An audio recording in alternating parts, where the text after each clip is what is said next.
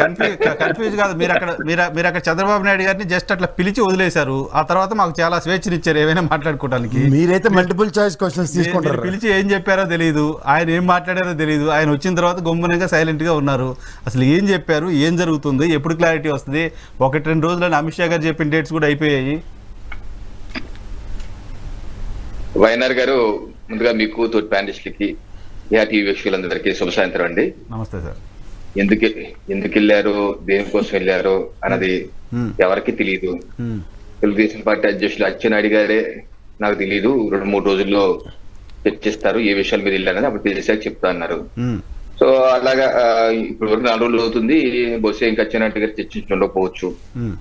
అయితే అమిత్ షా గారు డేట్లు ఏం పెట్టలేదు. ఈ మీరు కొత్తగా డేట్ అన్నారండి 1-2 days లో క్లారిటీ వచ్చేస్తుందని. మీరు మరీను ఒకసారి పీసీఆర్ ని రన్ చేయమనండి.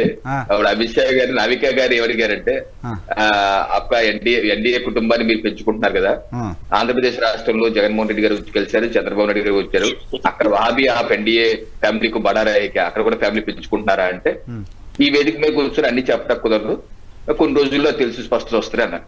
కొన్ని రోజులు అన్నారు కానీ అది 1-2 రోజుల, 10-15 రోజుల ఏమి నెంబర్లు ఏమి అనలేదు. మీకు అంత ఛాయిస్ లేదు. నెక్స్ట్ వీకే షెడ్యూల్ అంటున్నారు, టైం లేదు. అందరూ ఎన్నికల వాతావరణంలో అభ్యర్థుల ప్రకటన, గొడవ, క్యాంపెయిన్ ఇదంతా ఉంటే ఇంకా ఎన్నో రోజులు అనుకోవడానికి ఎక్కడ ఛాయిస్ ఉంది? సరే, ఇప్పుడు ఏదన్నా పొత్తులు అంటూ ఏదైనా ఉంటే తెలంగాణలో ఇటీవల ఎన్నికలేని మనం చూసాం.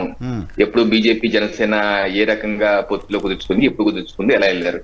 మాకు లిస్టులన్నీ పార్లమెంటరీ కమిటీ ఉంటది, అది అభ్యర్థులు ఎవరైతే పోటీ చేస్తున్న అభ్యర్థులు పార్టీ కమిటీ ఎన్నికల ముందే ఫైనలైజ్ చేసి కమిటీ రిలీజ్ చేస్తారు. తెలంగాణ చూసాం 5 జాబితాలో 6 జాబితాలో రావడం జరిగింది.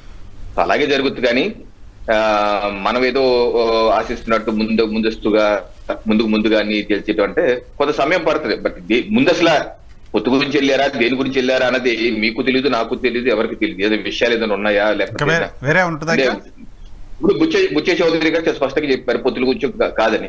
అంటే అది వారి వ్యక్తిగత కామెంట్లు అవి ఉండొచ్చు. టీడీపీ అధికారి నేను మీరు కన్సల్ట్ చేసే అయితే మనది కన్సల్ట్ చేస్తే పొత్తు విషయం కాదు. పొత్తు విషయం కాకపోతే దేని గురించి అనేది మనకు తెలియదు. దేని గురించి మాట్లాడటానికి వెళ్ళారు మనకు తెలియదు కదా.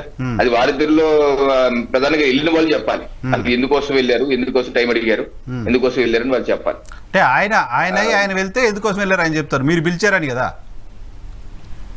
ఎవరు చెప్పారు నేను పిలిచామని? అది కూడా మా సెక్షన్ ఆఫ్ మీడియా, సోషల్ మీడియాలోనే. అంటే ఈ చర్చ కూడా పెద్దగా అంత ముఖ్యం కాదు. ఎవరు పిలిచారు, ఎవరు వెళ్ళారు అంటే ఇప్పుడు ఎలా ఉంటదంటే, ఉదాహరణ మీకు చెప్తాను. అంటే ఈ పెద్దవాళ్ళ వ్యవహారం అనుకోండి కదా, నేను జస్ట్ వీక్షకులకు అర్థం అవటానికి అక్టోబర్ మాసంలో కింద సంవత్సరం లోకేష్ గారు అమిత్ షా గారిని కలిశారు. ఆ తర్వాత లోకేష్ గారు ఏమన్నారు, నేనేం అపాయింట్మెంట్ అడగలేదు, అమిత్ షా గారిని నన్ను పిలిచారు, నేను వెళ్ళి ఎక్స్ప్లెయిన్ చేశాను, మా నాన్నగారికి జరుగుతున్న అన్యాయం గురించి చెప్పానని చెప్పన్నారు. అయితే 1-2 రోజుల తర్వాత కిషన్ రెడ్డి గారు క్యాబినెట్ మంత్రి చెప్పారు కదా, మమ్మల్ని అడిగారు అపాయింట్మెంట్ పదే. అప్పుడేమో వేరే పార్లమెంట్ సమావేశం ఏమి జరుగుతుంది, సమయం కుదరలేదు, వేరే జరుగుతుంది కుదరలేదు. ఆ తర్వాత అపాయింట్మెంట్, ఎందుకంటే ఏ దేశంలో ఏ రాజకీయ పక్షమైనా ఏదైనా సమస్య ఉందంటే కేంద్ర ప్రభుత్వం చెప్పుకుంటూ ఆనవాయితీ, అలా అవకాశం ఇవ్వడంలో తప్పేంటి అని చెప్పి కిషన్ రెడ్డి గారు అన్నారు.